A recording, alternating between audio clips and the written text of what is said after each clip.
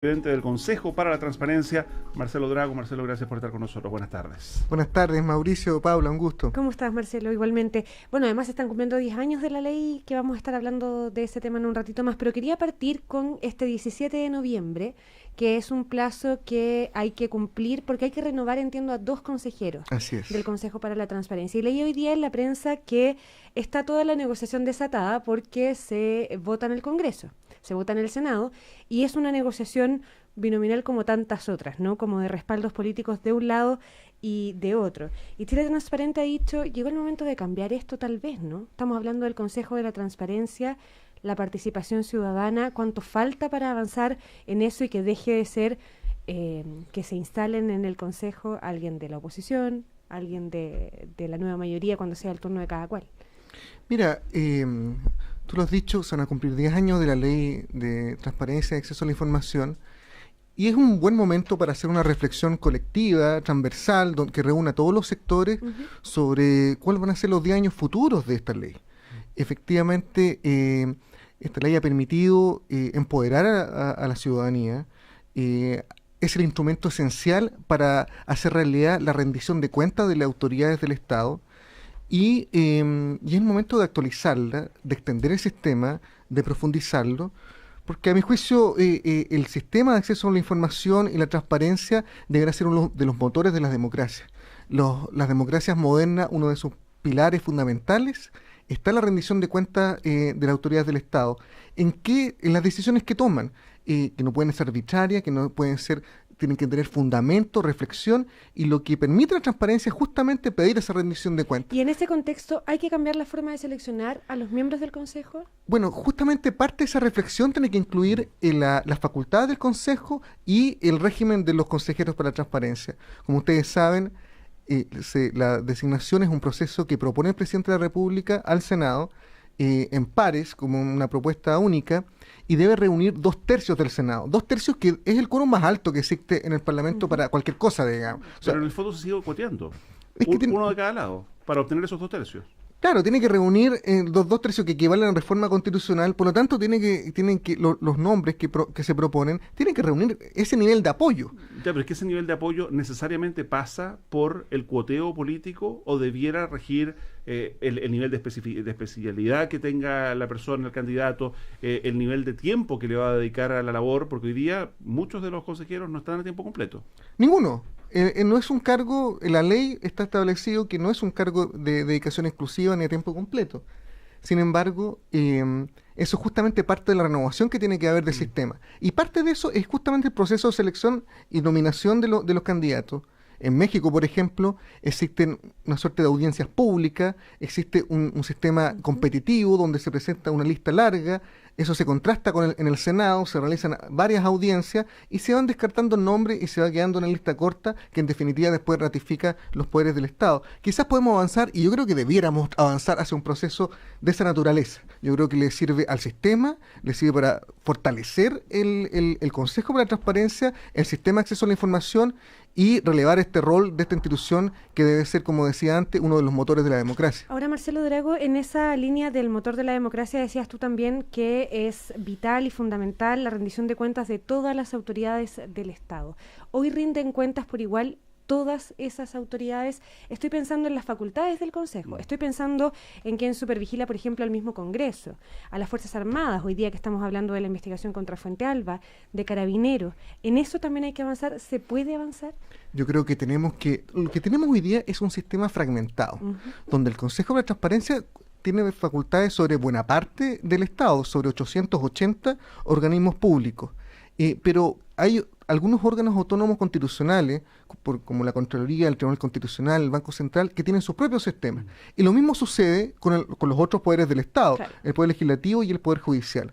En otros modelos se ha avanzado hacia un sistema único de garantía de este derecho, con una sola puerta de entrada para solicitar información y un solo órgano garante para todo el Estado respecto al acceso a la información. Es el modelo que existe en México, es el modelo que existe en Inglaterra. Yo creo que tenemos que, en esta reflexión de los 10 años, avanzar a ese estándar. Ya, pero la práctica en estos 10 años, ¿ha pesado poco el Consejo de la Transparencia? Yo creo que respecto de los órganos que tienen facultades, ha servido muchísimo. Y ustedes ven la cantidad de casos que se han descubierto gracias al acceso a la información pública en materia de Es que hay corrupción un o punto, irregularidad. digamos, que es el acceso a la información, pero respecto de la actitud De la más vigilante, supervigilancia. exactamente, de la actitud más contralora del Consejo.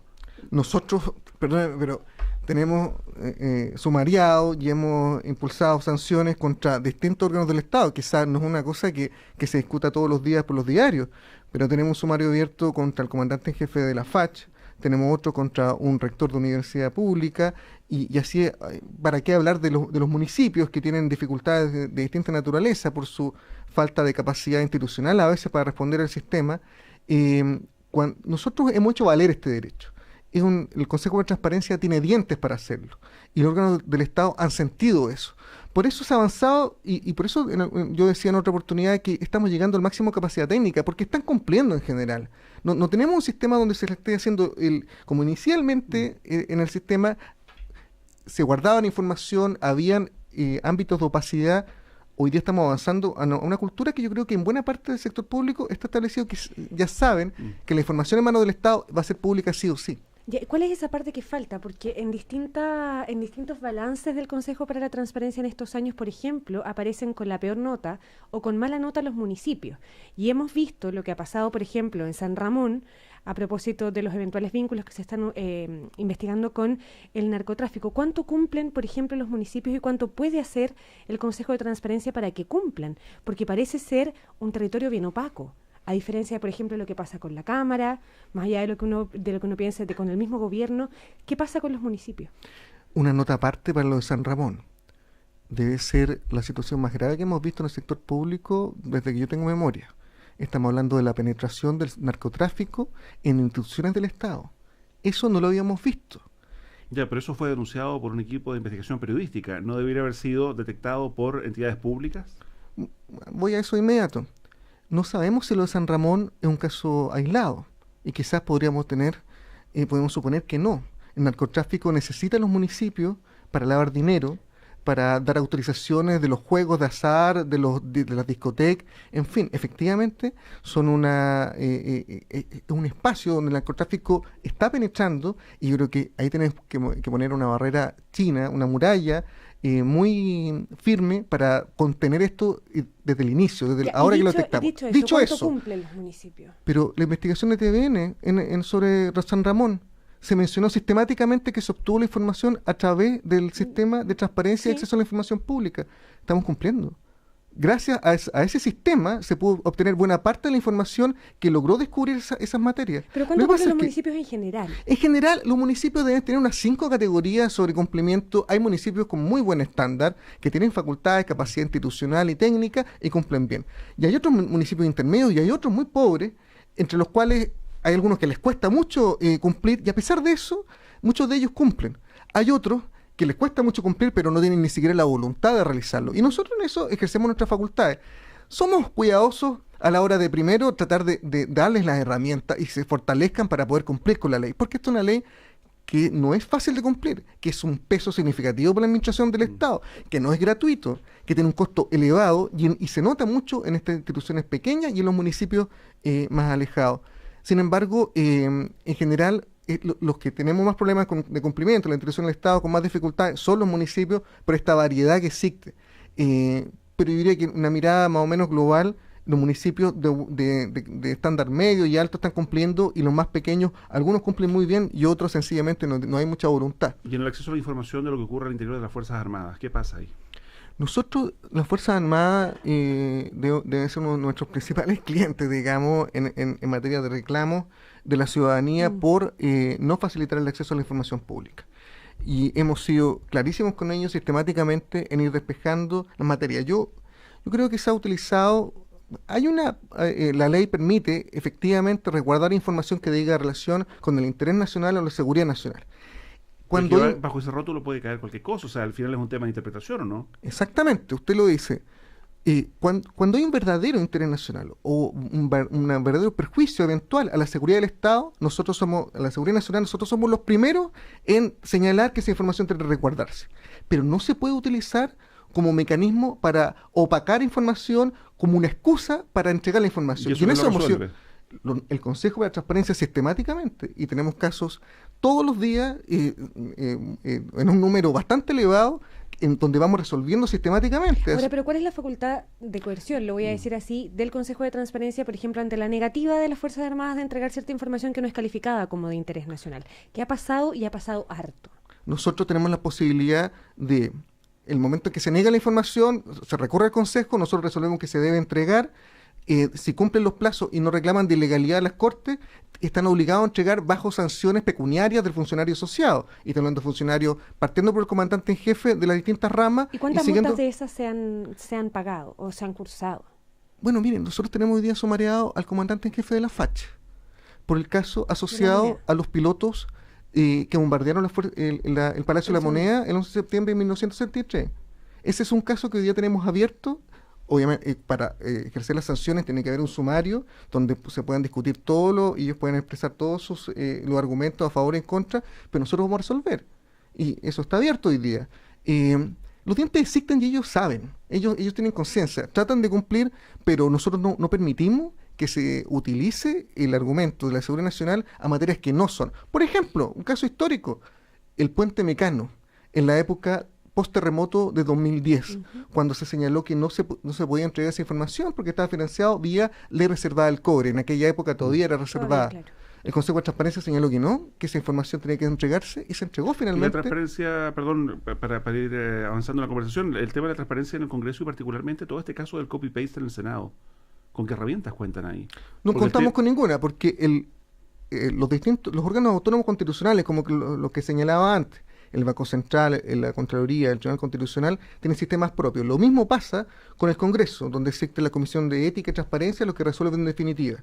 Que son incumbentes, por lo demás. Que claro, que quizá parte de la reflexión es entregarle la resolución de esos casos a un tercero imparcial que no diga relación con el órgano. Yo creo que eso es justamente lo que señalaba al comienzo.